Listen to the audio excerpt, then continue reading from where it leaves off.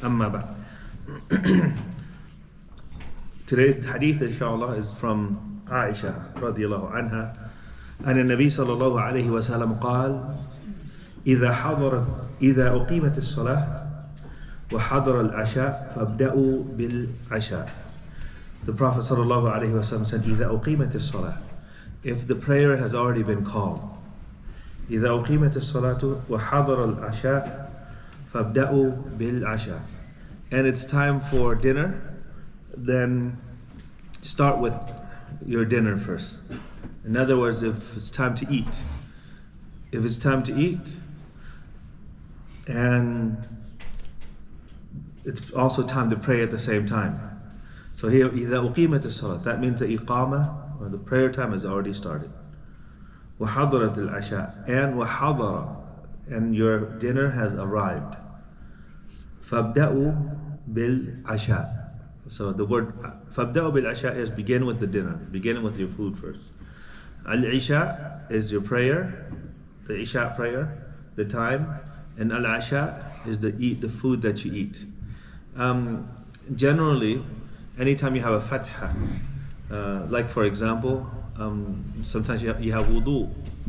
Wudu is the actual act of making wudu. Al-wadu is the water used to make wudu. At-tuhur, the process of purifying yourself. At-tahur is the actual food itself, or the actual purification, the water that's used to purify, whatever it is that's used to purify, is with the fatha. So here is إذا أقيمت الصلاة, when it's time for prayer. وحضر العشاء, with fatha, that means the food. Right? It's حضر العشاء فابدأوا بالعشاء, and dinner is already here. The food that you eat during that time is called asha, and supper is ghabuq. At late before you go to sleep, it's called ghabuq, and so that's the time in which sometimes you have supper before you go to sleep. So not dinner itself. And as I mentioned before, dinner was very, very light before, and in most places around the world, dinner is light. Sometimes dinner is just, some people have dinner and they have really early, then sometimes they'll have like supper before they go to sleep when they get very, very hungry. And so that's generally in many parts of the world. In America, usually dinner is the biggest meal. And so that's Hadith 58. Hadith 59 is similar. It's from عن ابن عمر رضي الله عنه نحو, and another hadith from Abdullah ibn Umar similar to it. And of course, this particular hadith, the scholars have mentioned this particular hadith by itself is a hadith that's in Sahih Bukhari, in Kitab Al-At'imah, in the book of food. So Al-Imam Bukhari puts this in the book of food. Bab إذا حضرت العشاء فلا يعجل عن عشائه. And so this is in Sahih Bukhari also, and another the same hadith, another similar hadith. It's in Sahih, the hadith that he mentions from Abdullah ibn Umar. That particular hadith is similar to it in terms of its wording, and that hadith is narrated by all of al-jama'ah. What is al-jama'ah? It is all of the 7 canonical collections of hadith. So what's the 7 canonical collections of hadith? Anybody know? Give me one of the 7. First one, everyone knows. What is it? Sahih Bukhari. What's next? Muslim? Imam Sunan al-Tirmidhi? Sunan Abi Dawud? An-Nasa'i? Sunan al-Nasa'i? What else? Ibn Majah? Anybody know if it's 6, 7? If it's the 7th one, what's another one that people mention? If it's all of them, the al-jama'ah, usually it's 5, right, plus 2. Sunan al-Arba' are the 4 sunan, And then another what's another main collection that people mention always? So you have Sahih Bukhari, Sahih Muslim, yeah. And then you have Tirmidhi, Nasa'i, Sunan Abi Dawood, Sunan Ibn Majah, right? What's another one that one of the largest collections, one of the largest collections of hadith, the larger collections of hadith. Musnad Imam Ahmad also is mentioned amongst the some of the major collections of hadith of the Prophet sallallahu alaihi wasallam. So this particular hadith is in all those collections. The hadith of Abdullah ibn Umar itself. So here, إذا أقيمت الصلاة, when prayer, as-salat, when the prayer, notice he said إذا أقيمت الصلاة, if the prayer has been called for. Aqama yuqimu, it says uqimat. That means it's time to pray already. There's a time when the adhan is called. And then إذا أقيمت salat, that means it's established already. The prayer, the iqamah has already started. That means the prayer is beginning. The prayer is beginning. So when the prayer is beginning, like when you're coming to the masjid, the Prophet ﷺ said, إذا أقيمت الصلاة, when prayer has been established, iqamah has been started, فَلَا صَلَاةَ إِلَّا الْمَكْتُوبَةِ, then there's no prayer. You're not allowed to pray any prayer except for that particular, the maktuba, the mandatory prayer. That means there's no more sunnah. Once the iqamah starts, there's no more sunnah. What if you're still in prayer? If you're still in prayer, you should give salams. You should give salams and just join.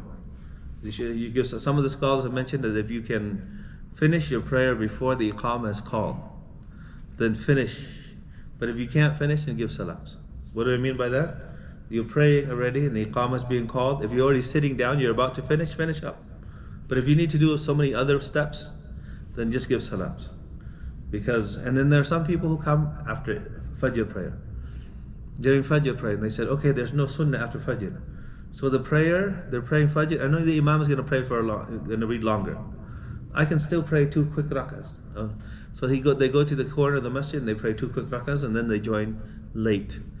The Prophet ﷺ, the Messenger of Allah ﷺ said, yes, there's no prayer after that. But the thing is, when it's the mandatory prayer is being called for, there's no other prayer, there's no other sunnah. That takes precedence. The obligatory action in this particular case takes precedence. There are some exceptions to the rule when it comes to prayer itself. When you come to the masjid, is it mandatory to listen to the khatib? Yeah. It is. When you come especially for Jum'ah, right? For Jum'ah prayer, if you're coming for Jum'ah prayer, should you pray 2 rak'ahs first? You should, because the Prophet ﷺ saw a companion coming in, and he's on the minbar and he's speaking, and he asked him, Did you pray yet? Did you pray your 2 rak'ahs yet? He said, no, not yet. He said, stand up and pray. So he stood up and he prayed. So this is, even though it's mandatory here, but the thing is, the Prophet ﷺ ordered him to do so, to stand up and pray 2 rak'ahs, even if the Imam is giving the khutbah. So the khutbah itself, even though it's mandatory, but it's permissible to pray if you're coming in late. And you're coming in late and the khutbah has already started, then you pray. But if the prayer is already started, the sunnah prayer, the obligatory prayer is already started, then you don't. One mistake that some people make is that the adhan is being called. The Jum'ah, the Imam gets up on the minbar and he says, Assalamu alaikum wa rahmatullahi wa barakatuh. After he says that, what happens? Adhan. The adhan. So then you come in while the adhan is being made. And some people stand up and they wait until the adhan is over and then they pray. That itself is a mistake. If you come in and the adhan is being made, it's sunnah to respond to the adhan. But the next thing that's coming up is obligatory, which is listening to the khutbah. And because listening to the khutbah takes precedence over responding to the adhan, and the khutbah hasn't started yet, so even if the adhan is being called, you should pray your 2 rakahs. You should pray your 2 rak'ahs. And then after you pray your 2 rak'ahs, then of course after that usually the adhan, the imam gets up and you're ready to listen to the khutbah. So you don't want to delay just because the adhan is being made. So here, إِذَا أُقِيمَتْ الصَّلَاةِ, when the prayer is being called. Well, which prayer? The prayer. You know, something's mentioned already. The prayer is whatever's closest prayer, whatever prayer is coming up. Right? In the Arabic language, you say when the prayer is coming, which prayer? If it's Asr, then it's Asr. If it's Dhuhr, then it's Dhuhr. When it's Maghrib, then it's Maghrib. Now, usually, so he says, وحضرت العشاء. وحضر العشاء. حضر means the Isha is ready. Food is ready. Your meal is ready. Al-Isha is ready. And here, what does it mean when it's ready? It doesn't mean that it's Hadra means it arrived. So if it's still cooking, or if it's finished already but it hasn't arrived, it's still in the kitchen, it's not served yet. So here, food has to be served already. So once it's served and you see the food, it's different than when you don't see the food. Right? In your mind, if you're praying, you're like, you didn't see the food. And yes, you know it's time to eat, but you didn't see the food yet. And because you didn't see the food yet, you're not thinking about it much, because you think it's still cooking. Maybe it's not ready anyways. Let me focus on the prayer. But once you see the food and the food is in front of your face, and it's ready to be eaten, the food is here, it's ready to be eaten. It's time for you to go pray. Finish your food, then you go pray. Yeah, and so what we say, what we mean by what the scholars have mentioned, وَحَضَرَ, that means arrived, ready to eat. Arrived, ready to eat. Not being prepared or ready to eat, but it hasn't arrived yet. So let's say, for example, somebody's still cooking. You can smell the food and you think maybe it's probably already ready. What if you know it's ready? Okay. So like food is ready. You know it's ready. And it's been sitting there for a little bit already and you're hungry. Right? But if it hasn't been served, it hasn't arrived yet, then you can pray. And so what kind of prayer is this? Inshallah. And why did the Prophet say, فَابْدَأُوا بِالْعَشَاءِ? فَابْدَأُوا, begin with the Isha, with your meal first. Begin with your Isha. Begin with the food. Begin eating first. Why? Because your nafs, your mind, as soon as you know that the food is ready, you're always thinking about it. You'll always be thinking about it. And so khushu is very important, because without khushu, then a person doesn't get reward. The reward in your prayer is based on how much you focus in your prayers. So if you're not focused in your prayers, your prayer is valid. Your prayer is valid, but you don't get the reward. There's a difference between rewarding and valid. What is the difference between rewarding and valid? That which is valid means you don't have to repeat the prayer. But some people might do something and they don't get any reward for it. So if your mind is not there, if you're praying, for example, and you're thinking about the food the whole time, that means you're not getting anything.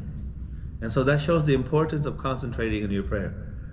The importance of khushu in your prayer. So when you're praying, try to be focused in your prayer, because everyone knows what is required for someone to enter Jannah. Do you understand? Allah subhanahu wa ta'ala teaches us and tells us what deeds will help us enter Jannah. But Jannah has different levels. You understand? Jannah, paradise, has different levels. And if paradise has different levels, who enters which level? Who enters which level? It is the one who performs, because all of the people, every Muslim, right? Every Muslim who dies with La ilaha illallah will eventually enter Jannah, right? So everybody knows. That's why Allah subhanahu wa ta'ala, who has the highest level? It is the one who is, they are the people who focus, who concentrate, the one who focus on the details of their ibadah, those who perfect their ibadah. And that's why we ask Allah subhanahu wa ta'ala, we say, Allahumma inna ala dhikrika wa shukrika wa husni ibadatik. Oh Allah, Allahumma inni, Allah, oh Allah, help me to remember you, and help me to be thankful to you, and help me to perfect my worship of you. He didn't say just help me to worship you, help me to perfect my worship of you. And that's why Allah subhanahu wa ta'ala, when He speaks about the people of Jannah, He says, أولئك الذين أو ذلك جزاؤهم, Allah subhanahu wa ta'ala, إن الذين آمنوا وعملوا الصالحات, those who do believe and do righteous deeds, كانت لهم جنات الفردوس نزلا, كانت لهم جنات الفردوس نزلا. Those who believe and do righteous deeds, they will have jannat, they will have gardens in Firdaus. In Firdaus. What is Firdaus? Firdaus أعلى الجنة, means the highest level in paradise. وهو وسط الجنة. It's in the middle, but it's the highest in terms of its level. So it's the highest level in paradise. Do you understand? It's the highest level in paradise. It's like it's where the best people, the prophets and messengers are. And we ask Allah subhanahu wa ta'ala to give us Firdaus. And when we ask Allah, you should ask Allah for Firdaus, the highest level in paradise. Don't say, Ya Allah, just allow me to enter paradise. Any level, doesn't matter, as long as I go in paradise. No. Just ask for the highest. Always ask for the highest. And always aim for the highest. But why is it that Allah says, Inna ladhina amanu wa amilu salihat? Everyone who does good deeds, and does everyone who believe in, those who believe, are all those who believe in Allah and do righteous deeds in the highest level in paradise? Not all of them. Not all of them will be in Jannah and Firdaus. But Allah says here, Inna ladhina amanu wa amilu salihat. Those who believe and do righteous deeds, they will be in the highest level in paradise. Why? Why did He say here? And then we know that not everyone will enter Firdaus. The reason is because the deeds that enter you Jannah are the same deeds. Do you understand? The same deeds. It's not different deeds. The people in Firdaus are not doing anything different. They're doing the same thing. But the way that they do it, the quality of their deeds is different. The deed is the same, but the quality is where it differs. And that's why Abu Bakr radiallahu anhu, yes, of course, he did a lot and so forth. But what is the difference between those who are highest? It's the quality, it's what's in their heart. It's what's in their heart. And that's why the best are the ones who focus. The ones who get the most reward are the ones who focus in their prayer. So you may stand up in prayer, right? You may stand up in prayer in the masjid. The amount of time that you spend standing up in prayer is the same as the person next to you. There's no difference, right? He makes ruku', you make ruku'. He makes sujood, you make sujood. You do the same thing. In terms of actions, inna ladhina amanu. He's a Muslim, he believes. Wa amilu salihat. He does righteous deeds. Same thing. But Allah says, كانت لهم جنات الفردوس نزلا. But there are some people who will have Firdaus by doing the exact same deed. What is the difference? It's the quality. It's the quality. The quality in which you perform that act can make the reward that you get be so different and so much more than your neighbor or the person next to you, because you're focused. Because not everyone is focused in their prayer. Some people, they pray, mashallah, they don't even remember how many rak'ahs they pray. The imam says, Assalamu alaikum, oh, it's over already? Alhamdulillah, I can go back to work now. Alhamdulillah, mashallah. And then sometimes a person's in prayer, mashallah, they remember everything. All the problems that you have and all the solutions that you're thinking about come during that time. You forgot your keys? Stand up and pray. And you're thinking about all the places that it could possibly be. Right? Oh, then while you're praying, what are you thinking about? All right, let me get out. I'm going to go and pick up the keys, and that's where I left it. Let me see if it's there or not. Right? I'm going to go. I think it's there. That's what I remember. So immediately the shaitan reminds you of so many things, right, in your prayer. So what is the difference? The difference is in the quality. And that's why you want to focus on quality. The quality of the action is important, so important that it's time for you to eat and it's time for you to pray. Pray right now and you get it done.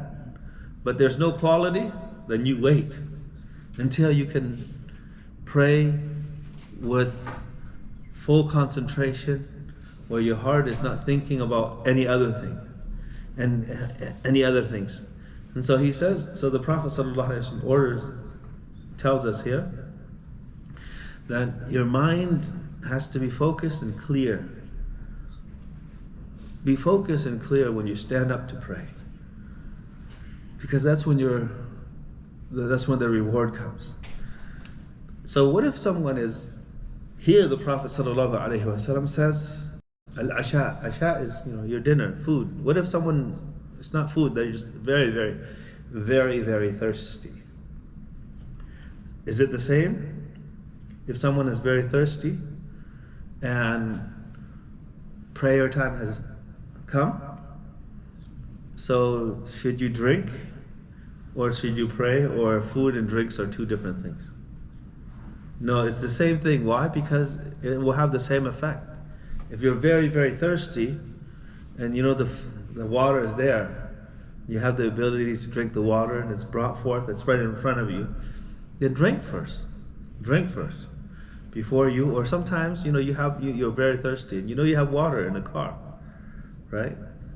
Drink the water first, or go open your car, like, wait, let me drink first before I go out and go to the masjid. And so the same thing with food and drinks, because it has the same effect in terms of distracting you from being focused in prayer. So the Prophet ﷺ, when he mentions these things, are other things also connected to it? Yes, everything that really bothers you, that distracts you, try to finish things up before you can finish, but before you go to pray. But what if that thing takes a long time, right? What if you sit down and if you eat, prayer time is going to run out. It's going to go. So here we're talking about, what are we talking about here? We're talking about prayer time has started. إِذَا أُقِيمَتِ الصَّلَاةِ. So that means what? That means a congregational prayer in the masjid. That's what we're talking about. We're talking about the congregational prayer. It's time to pray. If you're praying by yourself, when you're praying by yourself, there's nobody making iqamah yet. Nobody's making the iqamah. Maybe the time of prayer time has arrived, right? But if this is a place. This particular hadith is, if someone, of course, when you're there and getting ready to go to the masjid. So if you know that time is going to, let's say food is here, right? We're not talking about praying in the jama'ah. We're talking about prayer time, right? Prayer time. You have prayer time right now, and prayer time is about to end. Prayer time is about to end in 2 minutes, right? And then the food, and you're hungry, and now the food is here. The food, you come in, you're stuck in traffic, You're stuck in traffic and you didn't pray your Asr prayer yet, for example. And you're hungry. As soon as you come in, your wife doesn't know if you ate already or not, or you prayed already or not. Right? So you come in and you look, there's just 2 minutes left. 2 minutes left, or 3 minutes left until Maghrib time. Food is there. Do you eat the food or do you pray? Some scholars say you should eat first, even if the time runs out, based on the zahir of the hadith. But the stronger opinion, and Allah subhanahu wa ta'ala knows best, is that if it is time for prayer and the prayer's out, the prayer time is about to end already, then you pray first and then you eat. Why? Because when something is obligatory, wajib, muwassa, when there's two types of wajib, obligation. One obligation is an obligation that is specific, and there are some obligations that are more more spread out in terms of more optional, right? There's obligation, but you still have leeway in terms of the time. So if the time is over already, then the majority of the scholars are of the opinion that you should pray first. If you sit down and eat, the time will be over. The prayer time is over. And Allah subhanahu wa ta'ala knows best. Some scholars, like some of the Hanabila, are of the opinion that you do eat first, because if you go up to pray, you're not going to be focused anyways. So it's okay to delay your prayer past that time, but it's not something you should do often. It's like an emergency or something like that, and in this case, and Allah subhanahu wa ta'ala knows best. And Allah subhanahu wa ta'ala knows best. And it seems like the majority of the scholars are of the opinion that just because food has come, it's not an excuse. And you should not make it an excuse. So because some people, they play around, right? So when it's because they don't want to go pray, so it's like as soon as they always try to get the food ready right before Isha, right? Or before time is running out so that they can delay. I know a brother who was telling me, he said he goes to work, right? He's at work, and it's Friday, and he's afraid to get off work because he's afraid he might get fired or not, he gets off too much. So on Jumu'ah, what does he do? He eats garlic. He eats raw onions and garlic. He eats garlic. Because the Prophet ﷺ said, whoever eats garlic, then let him not come close to the masjid. Right? He said, okay, it's mandatory, but if I eat garlic, then I can't go to the masjid. Right? So he eats garlic before Jumu'ah, so he doesn't have to go to Jumu'ah. So is that permissible? No, it's not permissible. If you have to go pray, that means it's haram for you to eat garlic. It's haram for you to eat garlic. Because if it's haram for you to go to the masjid, right? If it's haram for you to go to the masjid, and you have to go to, it's haram for you to eat garlic. If you have to go to the masjid, it's mandatory for you to go to the masjid. And if you eat garlic, then you won't be able to go to the masjid. Then eating the garlic itself becomes haram. It's not permissible. It's not permissible. So, so can I do that? Let's play around. That's what the Yahud do. They do things like that. And so the same way, if it's time to go pray, sometimes, as long as you're not always trying to, once in a while, it just so happens that it's time to eat. Okay, now it's time to go. And sometimes, the food, sometimes you're late in your time. There are things that happen, and sometimes you're not conscious of time. You don't keep track of time, and so food comes, or time of the cooking, or your wife is cooking and she doesn't keep track of it also, and so food is served just out of just randomly. It's not something that you do it's not something that's done on purpose. And so if that's the case here, so what we're talking about here, we're talking about actually going to the masjid. going to the masjid. And some of us might say, well, I don't even have to go to the masjid. This hadith indicates also the importance of going to the masjid. Of going to the masjid, that the default is the Muslim for men, the default is that they pray in the masjid. And during the time of the Prophet sallallahu alaihi wasallam, the default was that people would pray in the masjid. And so it's permissible for you to not go pray in the masjid if the food is already prepared for you, inshallah, prepared. So here, another issue. What if the food is there? Am I allowed to eat? Should I eat until I'm full? Or can I eat 2 or 3 morsels and then I go? Should I eat 2 or 3 morsels and then I go? Or should I finish eat until I'm finished, even if the prayer is going to be over? If I can eat 2 or 3 morsels, right? And then I can go. Okay, I already ate. Now I can go. I ate a little bit already. Should you finish eating? Or can you stop there and go? Or should you finish eating? Or should you go pray? Eat a couple of morsels and go pray. Which is more important? Which takes precedence? Finish your whole thing, or you already ate. You ate a little bit right now. Can I go? Yes, if you're still hungry, you're still going to be thinking. And sometimes it might be worse. Yeah, it might be worse. Like, oh, that food is good. Now you know that food is good. Now it's going to be even worse.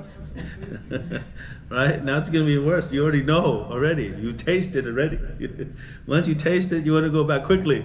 Now, before, maybe you saw the food only, it's less. Now you already ate. You can do that. If you don't like the food, you can do that. You don't like. Yeah, and so if you are, so how much are you allowed to eat? You should eat until you're full. You should eat until you're full. Now, why? Because if you do not eat until you're full, then you're going to be still distracted, even more distracted. But here, there's another issue.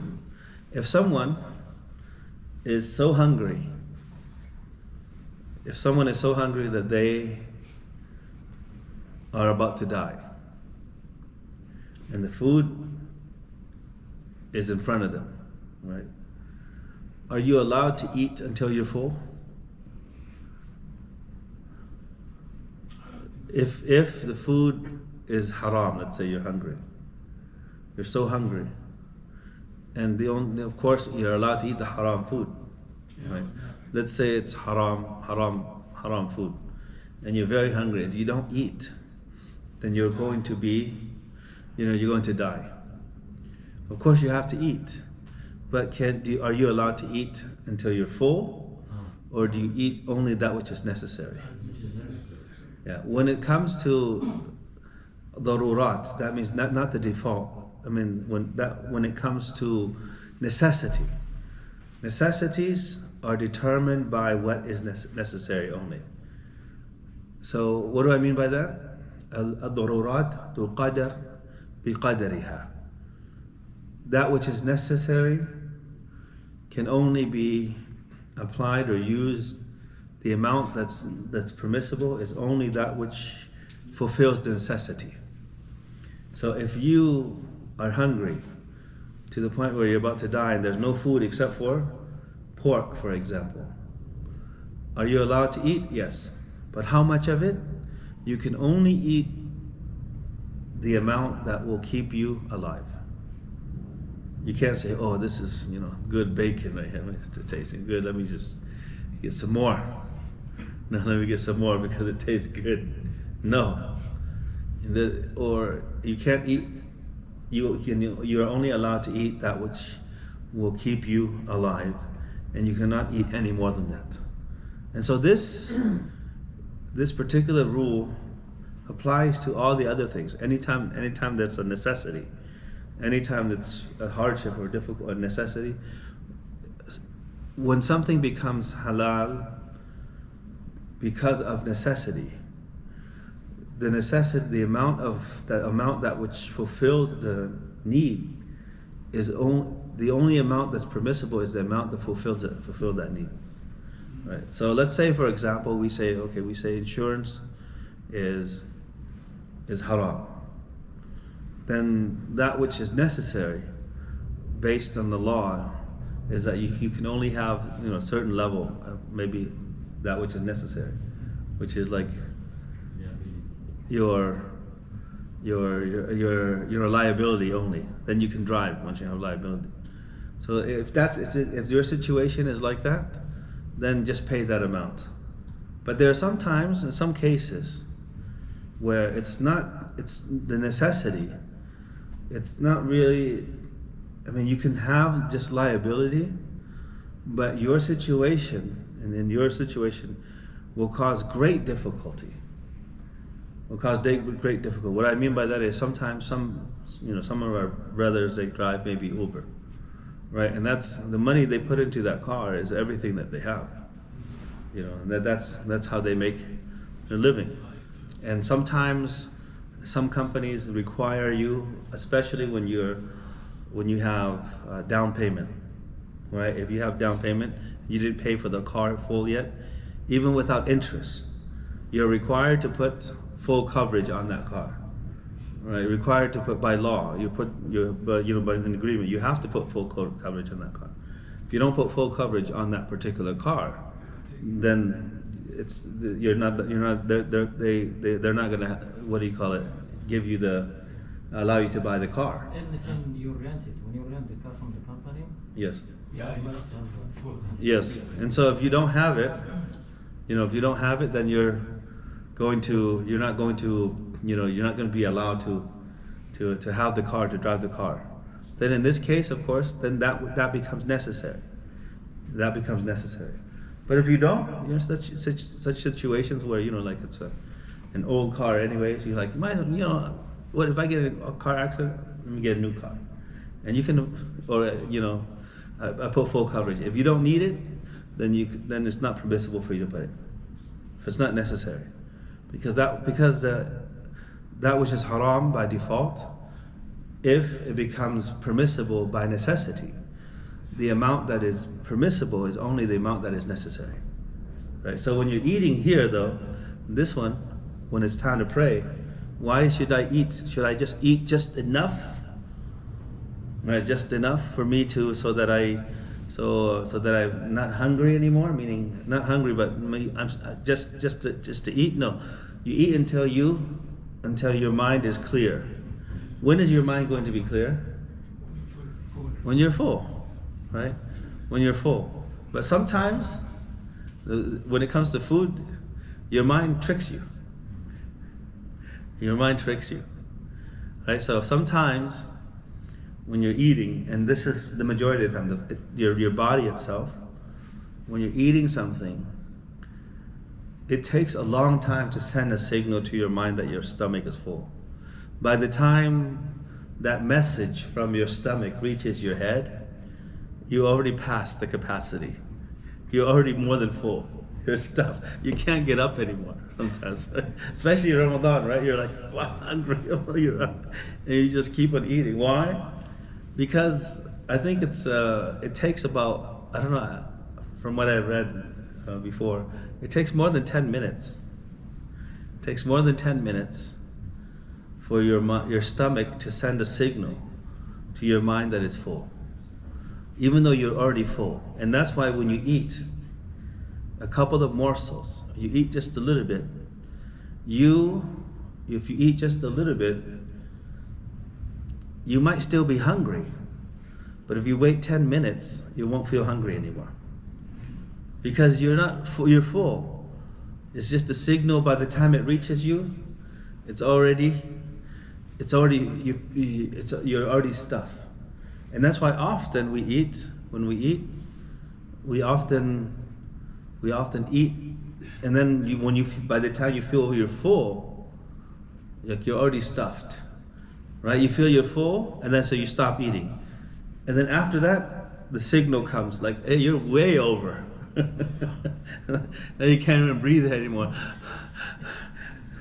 And that's why the Prophet ﷺ, he said, يكفي لابن آدم يكفي لابن آدم نقيمات يقيمن صلبه يكفي لابن Adam. It's enough for the son of Adam to eat just a few morsels that will help him to stand straight. You know, help you to stand, give you the energy to stand. And so that's enough. That's enough. So, because when you eat just a little bit, it's already enough. Your body says it's okay. But then sometimes it doesn't send the signal yet. So that's why if you were to stop, then you will realize after 10 minutes that you're full. You're full. But if you keep on eating to the 10 minutes, then you just ate to 10 minutes more. 10 minutes more worth of food that you didn't even need. That's extra. Okay, that's extra. So then he said, فَإِنْ كَانَ لَابُدْ. If you have to, then make sure you eat, save a third for food, a third for water, and a third for air. Third for food, 1/3 for water, 1/3 for air. What does that mean also? This is something that many of us neglect. The amount of food you eat should be the same as the water that you drink. Because the Prophet ﷺ said 1/3 for food, 1/3 for water, 1/3 for air. Food and water are the same. Food and water are the same. And then 1/3 for air. And of course, most of us during Ramadan, that 1/3 is, it's not even there. The third for air is not there. So you're trying to stand up straight and you're looking for air because there's no more space for you to even breathe. So difficult for you to breathe because we're all stuffed. One of the scholars is like, they sit down and eat, and some of the students were saying, Sheikh, you just spoke about 1/3, right? 1/3 for food, 1/3 for air, 1/3 for water. And he's like, the others stopped eating, the Sheikh's still eating.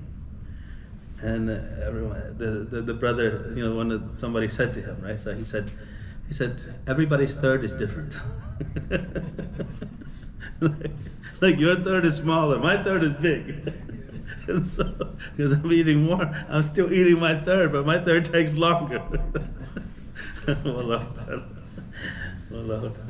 So, another thing we mentioned, of course,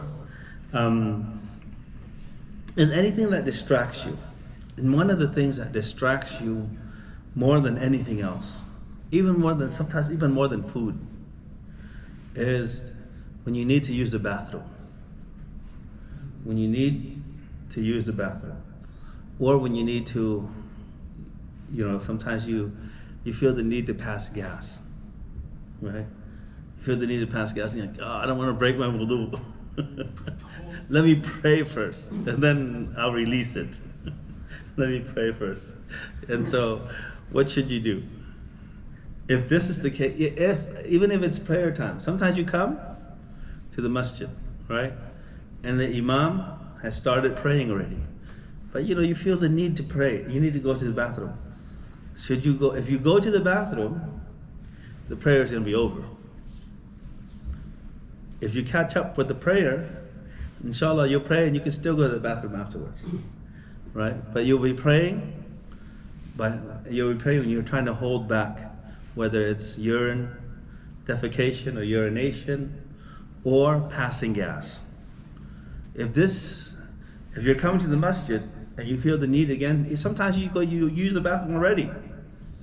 Right? Sometimes you feel it. But you also have to be very careful also. You might feel it, and for some people it's waswasa. Some people the shaitan's whispers and you might need to use the bathroom. And then when you stand up to pray, you don't even think of it, you don't even feel anything. You don't feel anything. So sometimes that happens. Where like right now, I'm pretty sure many of us right here, just because I'm talking about using a bathroom, many of you are thinking about going. Right? Am I right? Like, should I go or not? But do you really need to? Some of us do need to. But sometimes you don't. Sometimes it's just your thought, thinking about it, you feel it, right? You feel it. So it depends, everyone is different. Sometimes it's waswasa, and sometimes it's real, and sometimes just as soon as you say Allahu Akbar, it's gone, right? But in this case, if you really need to go, it's always best to go. It's always best to go. But sometimes, even if you don't go, you don't feel it. It's just, because anytime you want to use a bathroom, you can always use a bathroom, right? But how much comes out? Nothing. Just a few drops. If it's just, every single time this happens, if it happens often every single time, then just go pray. It's actually just you. The shaitan is just trying to delay you, because he'll do anything to help you to make you delay, even if it's not, even if you don't need it. So you have to also know yourself and know that this was what the shaitan does to some people. Sometimes this happens. So, but in general, if you feel that need to use the bathroom, then use the bathroom first before you go pray. Because the Prophet ﷺ said in the hadith of Sahih Muslim, La salata bihadarat al-ta'am. There is no prayer when food is there, when food is already served. Food is in front of you already. وَلَا وَهُوَ يُدَافِعُهُ الْأَخْبَثَانِ. And there's no prayer for the one who your urine, al-akhbathan, is your urination and defecation is bothering you. In other words, you feel the urge to urinate, the urge to defecate. Then you finish what you need to do first, even if prayer is going to be over. Even if prayer is going to be over, even prayer time. But the thing is, you also have to, if you know that you're going to take a long time, that's why you should always prepare ahead of time. So go to the bathroom early with plenty of time, and then so you can make it to the masjid also at the same time. So if it happens one time, two times, if it happens all the time, then you have to plan. You can't let the shaitan trick you every single time, right? The shaitan might trick you one or two times, but if he keeps on doing it every single day, then you have to plan, and you have to take a different course. And so is it permissible? Is your prayer valid? Because some scholars have said, if you're holding back your urine, because the Prophet ﷺ said in the hadith, لا صلاة بحضرة الطعام ولا وهو يدافعه الأخبثان. The Prophet says there's no prayer. What does it mean there's no prayer? Is it haram? Your prayer doesn't count? It's here, the majority of the scholars, some scholars have said, no, your prayer is invalid. You're not allowed to do that. I mean, your prayer doesn't count. The majority of the scholars are of the opinion that your prayer does count. La salata, ma'na, I mean the meaning of la salata, there's no prayer. La salata kamilat al-ajr. That means you're not going to have complete reward. There's no reward. And sometimes when you pray, it's valid, but no reward. You don't repeat it. Yeah. Valid means you don't have to repeat it. But in terms of reward, you don't get it. It's like someone going to work, right? You do a bad job. If you don't go to work, you get, if you go to work, if you don't go to work, you get fired, right? And you don't get paid and you don't get but if you go to work, you don't get your bonus, right?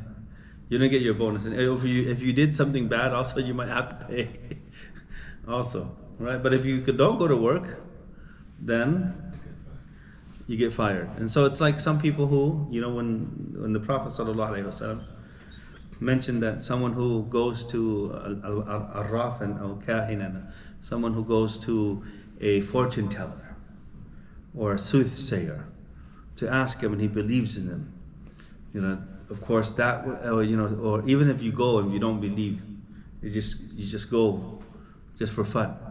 Or some people read horoscopes just for fun. And there's some narrations that mention that someone who does so will not have his prayers be accepted for how many days? 40. For 40 days. So does that mean, okay, prayer's not accepted anyways, I don't need to pray? No, you need to pray. You need to pray.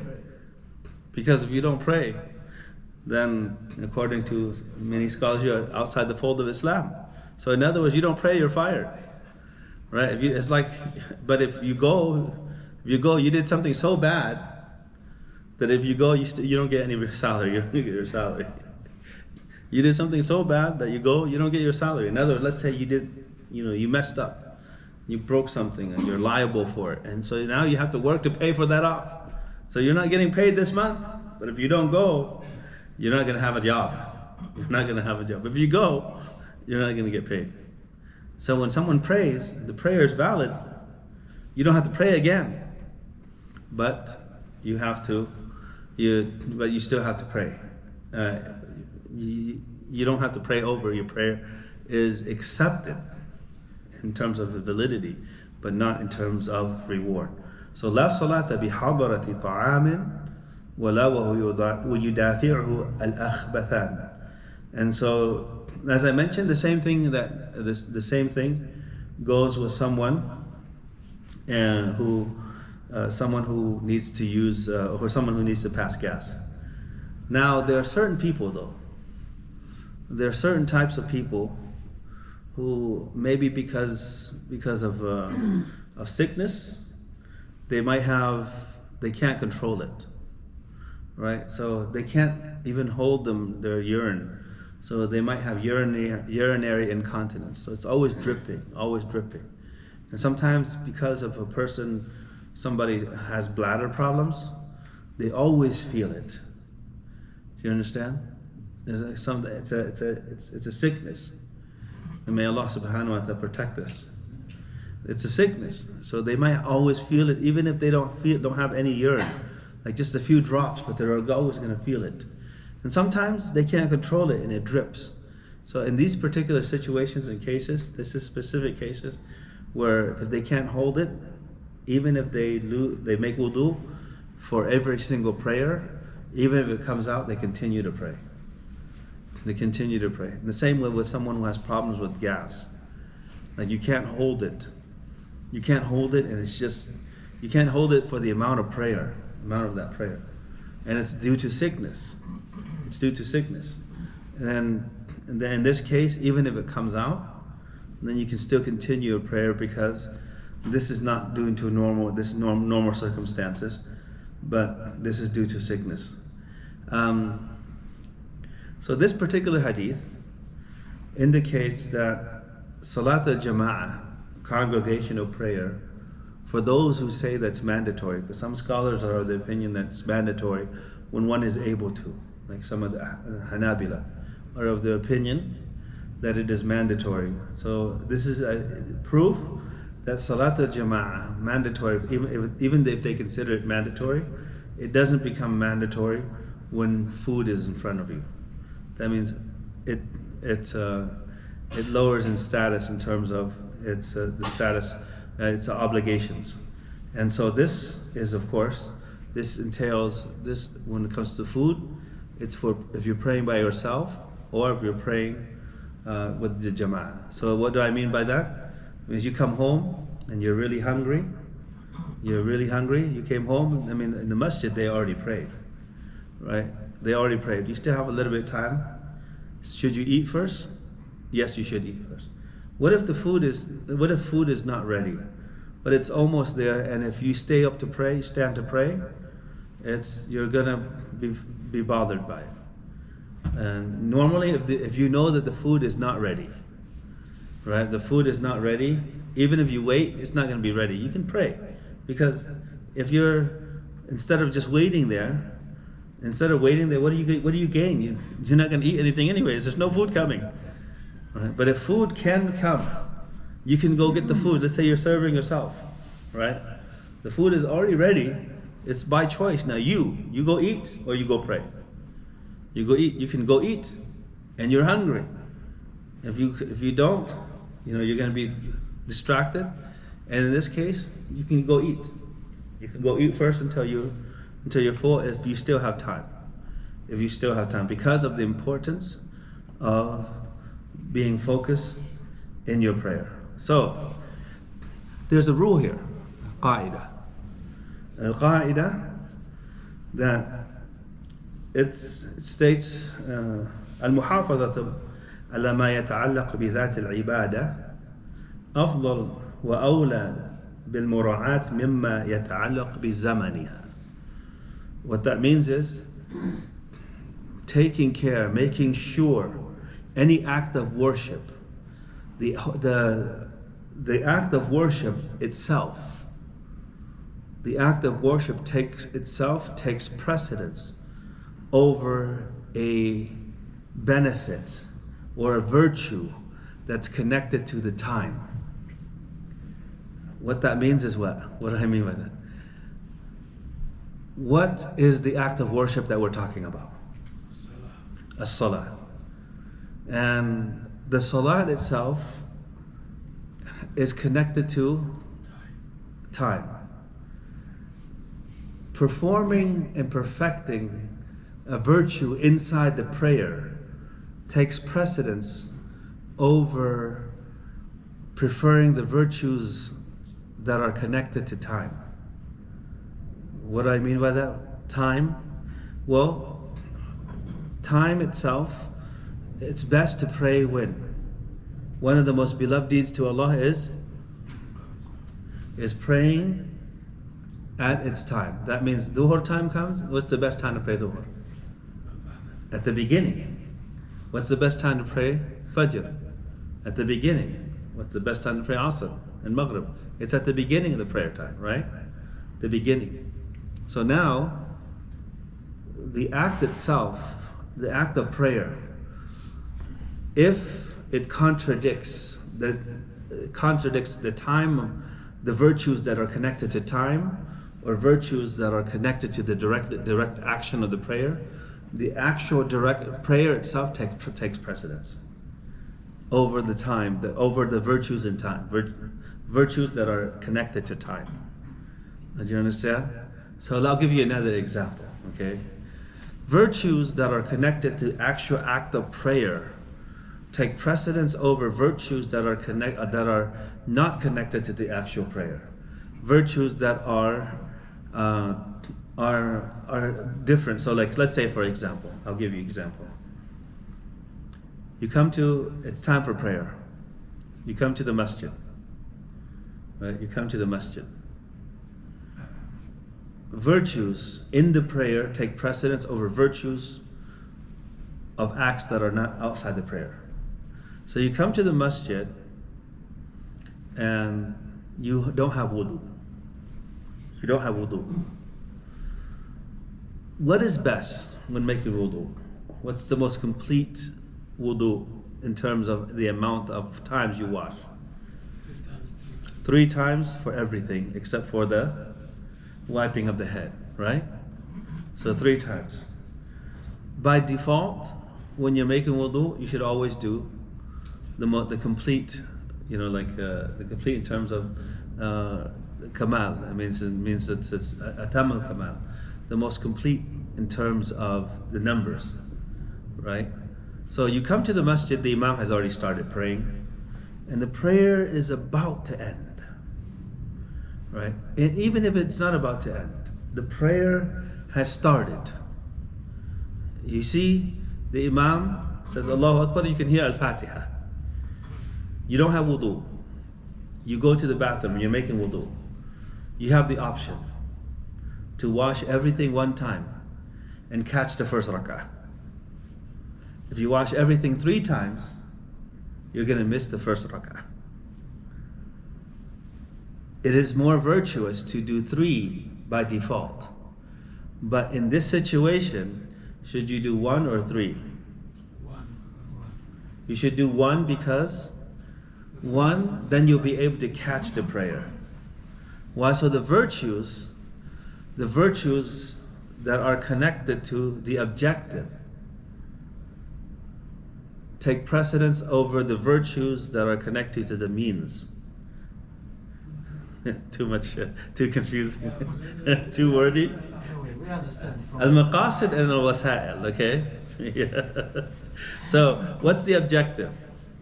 Salah. The salah. What's the means to the objective? Is wudu. So virtues in wudu is a means to the prayer. It's not the act in and of itself. It's, of course, it's an act of worship in itself. But the objective, why do you make wudu? It's to pray. So that's the means. So virtues in the objective take precedence over virtues in the means if they contradict each other. Or if they conflict. If there's conflicting. But if there's no conflict, you come early, when you make wudu, you still have plenty of time. How many do you do? 3. So here, if the prayer is already started, praying the whole prayer with the imam is better than praying part of the prayer with the imam, even if you just have, even if you wash just one time. But that one time has to be sufficient, which means you don't just, if it's not enough, if you're not doing the minimum correctly, then it doesn't count. So if you can do one and you can fulfill the minimum requirements, then the virtues in the objective take precedence over the virtues in the means, like in the wasa'il. So the same thing here. Virtues in the prayer take precedence. Virtues inside the prayer, which is what? The actual prayer. The focus, your khushu, and your focus in the prayer is connected to the prayer. Take precedence over virtues of the time. Praying earlier is better, but you can ignore the time, move the time, because there's more because the virtues of focusing on your prayer, even if it causes you to lose the virtue of time. So that's related, that in general, and the same thing also. The virtues in an action take precedence over virtues of a place. Also, time and place. And can somebody give me an example of a virtue of place? We can apply this? Masajid. No. لا أعرف بس أنا airport. Place, time and place. Don't go to the masajid. No, there's no conflict here. But if there is a conflict, I'll give you an example. You're making tawaf, okay? Tawaf around the Kaaba, okay? What's the best place to make tawaf around the Kaaba? Far away or closer? Close. Right? If you have the option, it's not crowded, the closer you are to the Kaaba, the better, inshallah. Right? The closer you are to the Kaaba, the better. But if you go close, because it's so crowded, you won't be able to do a sunnah. Like when you come into to Tawaf al-Qudum. Tawaf Qudum. What is Tawaf Qudum? That's when you arrive. What's the sunnah in the first 3 rounds? The first 3 rounds. Yes. Touching the blackstone. No, that's not touching the blackstone. Yeah, it's sunnah, of course. But what? Because that's in every round. If you want, if you can make it, if you can't. But I'm talking about what action can you not do when it's really crowded? That's part of the sunnah that anyone can do. Blackstone, not everyone can do it. What do you do when you first arrive to Mecca and you make tawaf? What's the sunnah? Pace. The pace. What's the pace? What's the sunnah? The pace, the sunnah is to quicken your pace. Do you understand? To quicken your pace. How many rounds did you quicken your pace? 7. Total is 7. But of those 7, your pace should be quickened the first 3. Right? The first 3, your pace should be quickened. That's what the Prophet did. But if you're really close and it's crowded, you can't quicken your pace. So you lose that. You lose the closeness to the Kaaba. I mean, you lose when you go to you gain the closeness to the Kaaba, but you lose the opportunity to quicken your pace, which is sunnah. So which one takes precedence?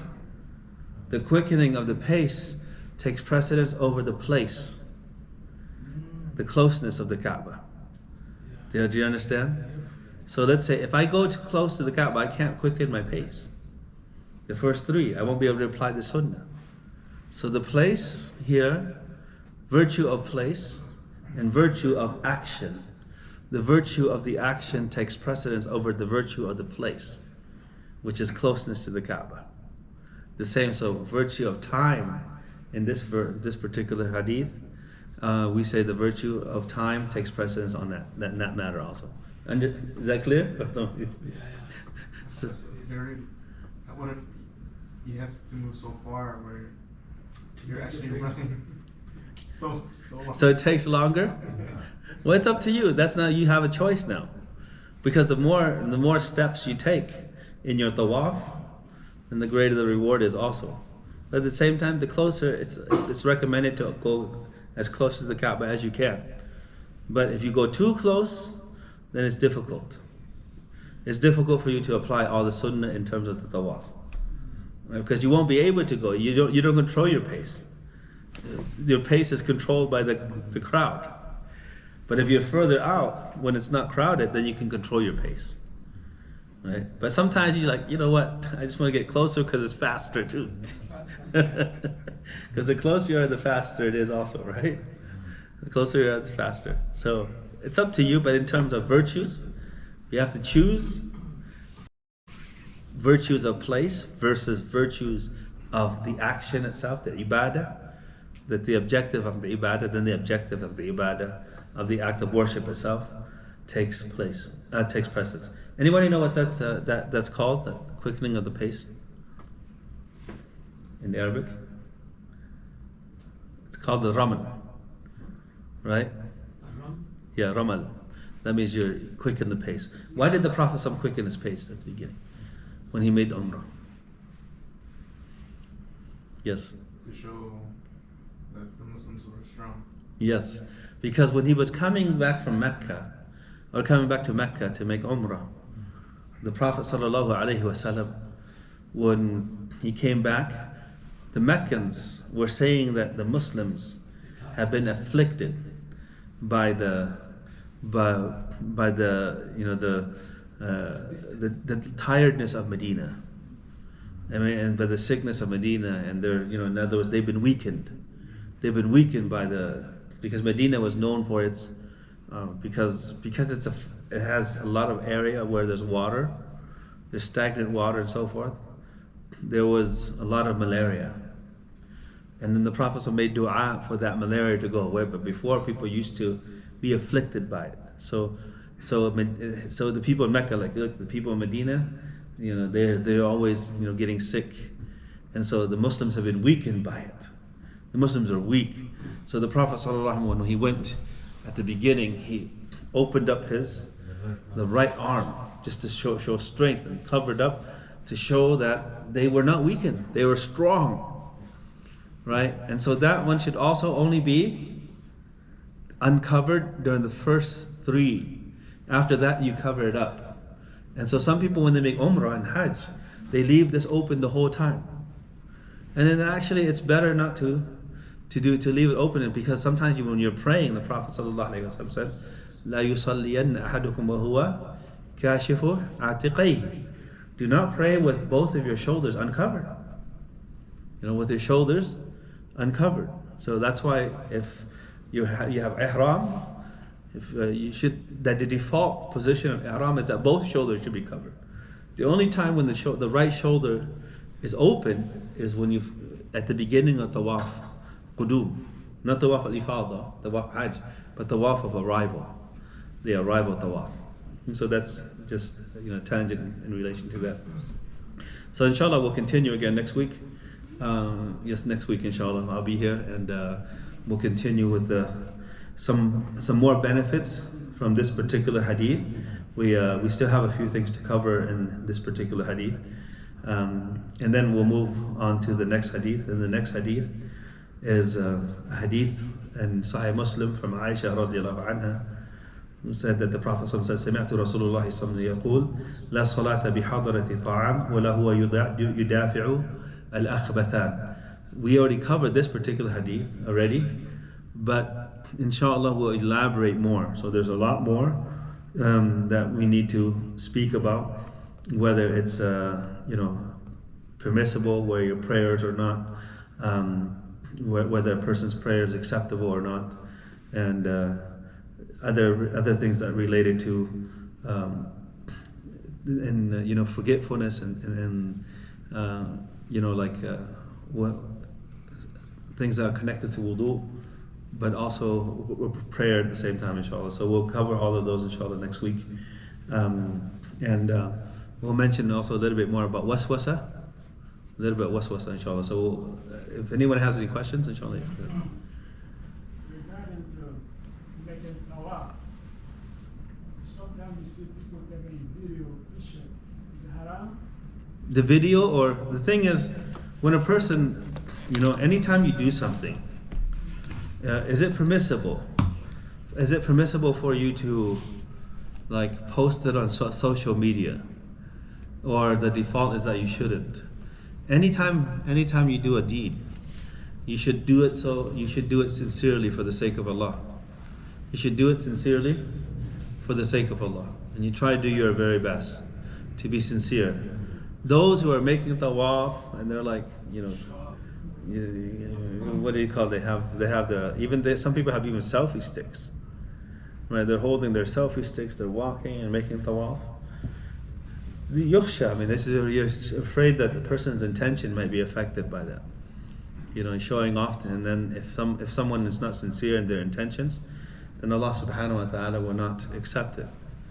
But there might be a situation, might be a case where if you take a picture that you're in Mecca, you might encourage others to go.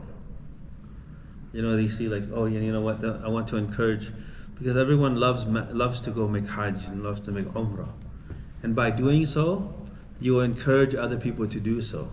If that's your intention, and it's not to show off, you're taking pictures there so that you want to encourage your family members to come, say, look, you guys have to come. You guys have to come. And if it's for that intention, then of course, and there's no exaggeration in it, you share it with those who you feel will be encouraged by it, then it's okay, inshallah. If you feel, it's the same thing when you're giving sadaqah and charity. The best thing to do is to not do it at all. To not show off, let people know. Of course, the best, you should always give charity, right? The best thing to do is not to show off, not to do it in the open. You give, but if by giving in the open, let's say there's a fundraiser and you're like, I want to give, and you want to raise your hand so you let everyone know so that they will be encouraged to give also, then that's something that's positive, right? So the same way, if you are at a lecture or at a conference and you want to take a picture that you're at a conference, to let people know so that they can come. Hey, you know what, I'm at this conference here, you guys, man, it's amazing, come. You guys have to come. So you're encouraging others to come and join good. And that's something that's positive. But to do so as a means to show off, then it's not permissible. Some people go way overboard. And they're like, it's not just about encouraging others, showing off that they're here and there. And of course, Allah knows what's best and what's in other people's intentions. So if you see somebody taking a picture, maybe you always think the best of it, and say, inshallah, he's probably encouraging us to go. So when you're there, you want to encourage. But when it comes to vacations and the dunya matters, no, don't do that, because you're not you don't want to encourage people to go to Hawaii. They're not getting any reward for it. You're just going to make people jealous of you, right? So there's no positives here. There's no positive. I don't know. Maybe there is, Allahu A'lam, but there are some people who are struggling, and they're like, oh, you're on vacation all the time, and they might not be happy seeing those pictures, and you might cause problems in their family also. Yeah. Their wife might come and say, look, why is so and so always vacationing? Look, and what are you doing? Why don't we go? Right? And the brother's struggling day and night trying to pay the bills and so forth, and the other guys and they feel they might be jealous of it. and it might cause problems because some people show things in social media. That's not, yeah. In terms of they show things, and their profile or what they show in social media is not what's really happening in their life. You know, so sometimes they have a lot of problems, everything, but they don't show that. You don't see the bad stuff. You only see the good thing, and you might be in a better situation than them.